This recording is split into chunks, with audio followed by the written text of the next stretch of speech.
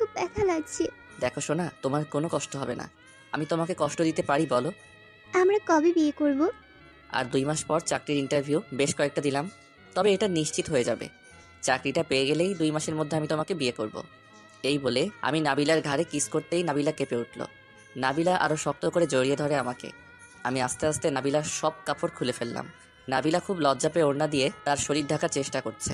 আমি আমার কাপড় খুলে নাবিলার শরীর থেকে ওড়না সরিয়ে ফেললাম। তারপর মিছিলের উপর ঝাঁপিয়ে পড়লাম হিংস্র পশুর মতো।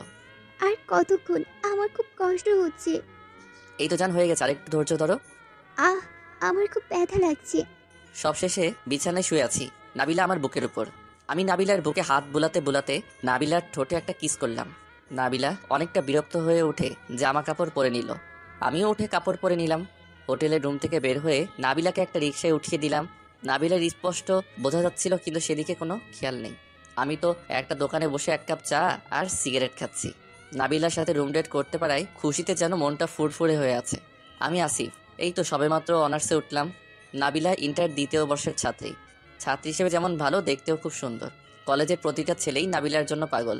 তেমন বড় লোক না, মধ্যবিত্ত পরিবারের মেয়ে নাবিলা। অনেক ছেলে নাবিলাকে প্রপোজ করেছে, কিন্তু ও কাউকে পাত্তা দেয়নি। একদিন বন্ধুদের সাথে চ্যালেঞ্জ করি নাবিলাকে পটানোর, এবং আমি চ্যালেঞ্জে জিতে যাই। নাবিলা বাইরের গোল চশমা পরা আসিফকে ভালোবেসেছে, কিন্তু ভিতরের আসিফ সম্পর্কে নাবিলার একটু ধারণা নেই। নাবিলার সাথে রুম ডেট করার ইচ্ছা ছিল, আর আজ সেটাও করে ফেললাম। হঠাৎ ফোনে রিংটং বেজে ওঠায় ফোনটা হাতে নিয়ে দেখি নাবিলা ফোন করেছে। নাবিলা ফোন করায় কেমন যেন বিরক্তবোধ হতে লাগলো, তাই ফোন কেটে দিলাম। আমার যেটা দরকার ছিল আমি সেটা পেয়ে গেছি। নাবিলার থেকে আরও কত ভালো মেয়ে পাবো। এদিকে নাবিলা বারবার ফোন দিয়ে যাচ্ছে, তাই রাগ করে ফোন রিসিভ করলাম। দেখতে তো পাচ্ছ ফোন কেটে দিচ্ছি, তারপরেও কেন বারবার ফোন দিচ্ছ? কি হয়েছে আসিফ, তুমি এরকম করছো কেন? কই কিছু হয়নি তো। নাবিলার সাথে আরেকবার রুম ডেট করতে হবে, তাই ভালোভাবে কথা বলতে হবে। তাহলে তুমি তো এরকম ছিলে না। যত ব্যস্ত থাকো না কেন, একবার ফোন দিলে রিসিভ করতা। আসলে চাকরির জন্য প্রয়োজনীয় কিছু কাগজপত্র জমা দিতে গিয়েছিলাম, তাই রিসিভ করতে পারিনি। আচ্ছা, আর এরকম হবে না। এই যে কান ধরছি। আচ্ছা ঠিক আছে। আর শোনো, তুমি কি পিল খেয়েছো? খেয়েছি। ভালো করছো। আচ্ছা এখন রাখি, পরে কথা বলবো। চাকরির জন্য কিছু কাগজ জোগাড় করতে হবে, বাই। ঠিক আছে, বাই। কিছুদিন পর আরেকবার রুম রেট করার জন্য নাবিলাকে বললাম। কিছুতেই রাজি হচ্ছে না। প্লিজ নাবিলা, শুধু আরেকবার। না আসিফ, বিয়ের আগে আর একবারও না। আমার খুব ভয় হয়, যদি কেউ দেখে ফেলে তখন কি হবে? ঠান্ডা মাথায় নাবিলাকে অনেকক্ষণ থেকে বোঝালাম শুধু আর একবার, তাতেও কাজ হলো না। নাবিলার সাথে রুম ডেট করার সময় লুকিয়ে ক্যামেরা সেট করে রেখেছিলাম। সে ভিডিওটা নাবিলাকে মেসেজ করে দিয়ে ভিডিওটা ভাইরাল করে দেওয়ার হুমকি দিয়ে ব্ল্যাকমেল করলাম। তাতেও নাবিলা রাজি হলো না, উল্টো আমাকে খারাপ শয়তান, বিশ্বাসঘাতক। আরও অনেক কিছু বলল। তাই রাগ করে ভিডিওটা ফেসবুকে ইন্টারনেটে ভাইরাল করে দিলাম।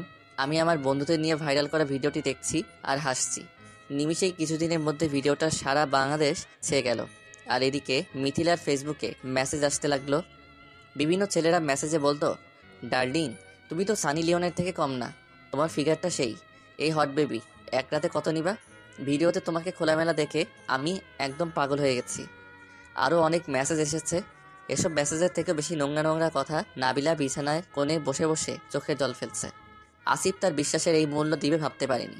কিছুক্ষণ পর মিথিলার বাবা ও তার ভাই নাবিলার রুমের দরজা ধাক্কাতে লাগলো। নাবিলা ভাবছে তার এই মুখ কিভাবে বাবাকে দেখাবে। বাবার যে অনেক স্বপ্ন ছিল তাকে নিয়ে। দরজা ধাক্কানো আর নাবিলাকে রাগী সুরে ডাকার আওয়াজ বেড়ে যেতে লাগলো। নাবিলা মাথায় হাত দিয়ে সমাধান খুঁজে বের করছিল, কি করলে সব ঠিকঠাক করা যাবে। একটু পর সমাধানই খুঁজে পেয়ে মাথার উপরে ফ্যানটার দিকে তাকিয়ে একটা হাসি মেরে উঠলো আর বলতে লাগলো, এই ফ্যানই তো সব কিছুর সমাধান। একটা ওড়না ফ্যানের সাথে বেঁধে দিয়ে ওড়নার ফাঁসটা গলার সাথে সেট করে ফেললো নাবিলা।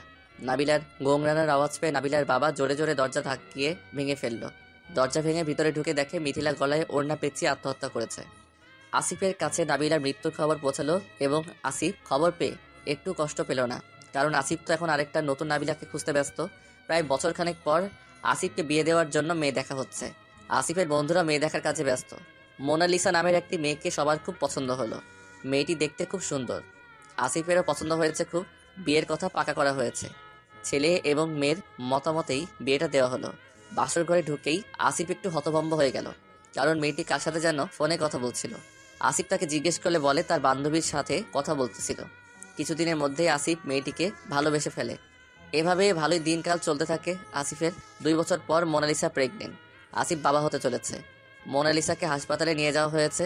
কিছুক্ষণ পর আসিফের কোলে একটি কন্যা সন্তান দেখা যায়। হ্যাঁ, মোনালিসার কন্যা সন্তান জন্ম হয়েছে।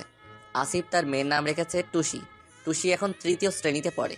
আসিফের বউ মোনালিসা প্রতিদিন টুসিকে স্কুলে দিয়ে আসে এবং নিয়ে আসে। প্রতিদিনের মতো আজকেও মোনালিসা টুসিকে স্কুলে ঠিকই দিতে গেছে, কিন্তু আর ফিরে আসেনি। পরে জানতে পারা যায় মোনালিসার একটি ছেলের সাথে পরকীয়া ছিল। মোনালিসা তার সাথে পালিয়ে গেছে। কয়েক বছর পর আসিফ প্রায় ভুলেই গেছে মোনালিসাকে টুসির কথা ভেবে আর বিয়ে করেনি। অনেক ভালোবাসে তার মেয়ে টুসিকে। টুসি এখন অনেক বড় হয়ে গেছে, কলেজে পড়ে। আসিফ একদিন অফিসে বসে বসে মোবাইল চালাচ্ছে। কেউ একজন ভিডিও মেসেজ দেওয়ায় ওপেন করে দেখেই যেন তার হাত পা কাঁপতে শুরু করলো। নিজের চোখকে বিশ্বাস করতে পারছিল না, তার মেয়ে টুসির ভিডিও ভাইরাল হয়েছে। চোখ দিয়ে অনবরত পানি পড়তে লাগলো। টুসি কোনো ছেলের সাথে লুকিয়ে রুম ডেট করে ভিডিও করবে ভাবতে পারেনি। তাড়াতাড়ি করে বাসায় এসে রুমে ঢুকে দেখে টুসি বিষকে আত্মহত্যা করেছে। বিছানার পাশে একটা চিরকুট পেয়ে পড়তে শুরু করলো, যাতে লেখা ছিল, আমাকে ক্ষমা করে দিও বাবা, আমি একটা ছেলেকে ভালোবাসতাম, আর ভালোবাসার প্রমাণ দিতে গিয়ে আমাকে এতটা নিচে নামতে হয়েছে। আমি ভাবিনি ছেলেটা আমার ভিডিও ফাঁস করে দেবে। আমাকে ক্ষমা করে দিও বাবা। টুসিকে মাটি দেওয়ার কাজ সম্পন্ন করে ফাঁকা রাস্তা দিয়ে হাঁটছি। কিছুক্ষণ পর একটা পুকুর পাড়ে এসে বসলাম। আজ নাবিলাকে খুব মনে পড়ছে। আমি চোখ থেকে দাগ পড়া চশমাটা খুলে রাখলাম। একটা সিগারেট ধরিয়ে টানছি। কিছুক্ষণ পর ভেজা ভেজা চোখে আকাশের দিকে তাকিয়ে আছি। আজ চিৎকার করে বলতে ইচ্ছে করছে, হ্যাঁ ফিরে এসেছে, তবে নাবিলা নয়। নাবিলার সাথে করা আমার অন্যায়, আমার পাপ। হ্যাঁ, এটা একটা গল্প, কিন্তু আমাদের মাঝে এরকম ঘটনা হাজার হাজার হচ্ছে। দুজনের সম্মতি ছাড়া আসলে এগুলো হয় না। তাই প্লিজ মেয়েদেরকে বলছি, তোমাকে যে ভালোবাসার প্রমাণ দিতে বলবে, তুমি তাকে একটা জিনিস দিতে পারো, জুতার বাড়ি। আমি একটা কথা বলছি স্বভাবতের, তুমি এই কথাটা মিলিয়ে রাখো। এমনকি মনে রেখো, যদি কোনো ছেলে তোমাকে সত্যি সত্যি ভালোবাসে, সে কখনো রুম ডেট করার অফার করবে না। বরঞ্চ সেটাই বলবে কবে বিয়ে করবে তোমাকে। সবসময় তোমাকে বিয়ের কথা বলবে, তোমাকে বিয়ে করতে চাইবে। বিয়ের আগে রুম ডেট নয়। যদি কেউ রুম ডেট করতে চায়, ওই দিনই এই সম্পর্ক শেষ। আশা করি এই গল্পটি শোনার পর নাবিলার মতো ভুল কাজ কোনো মেয়ে করবে না। ভিডিওটি ভালো লাগলে রক সবুজ চ্যানেলটি সাবস্ক্রাইব করে আমাদের সাথে থাকবেন। ধন্যবাদ।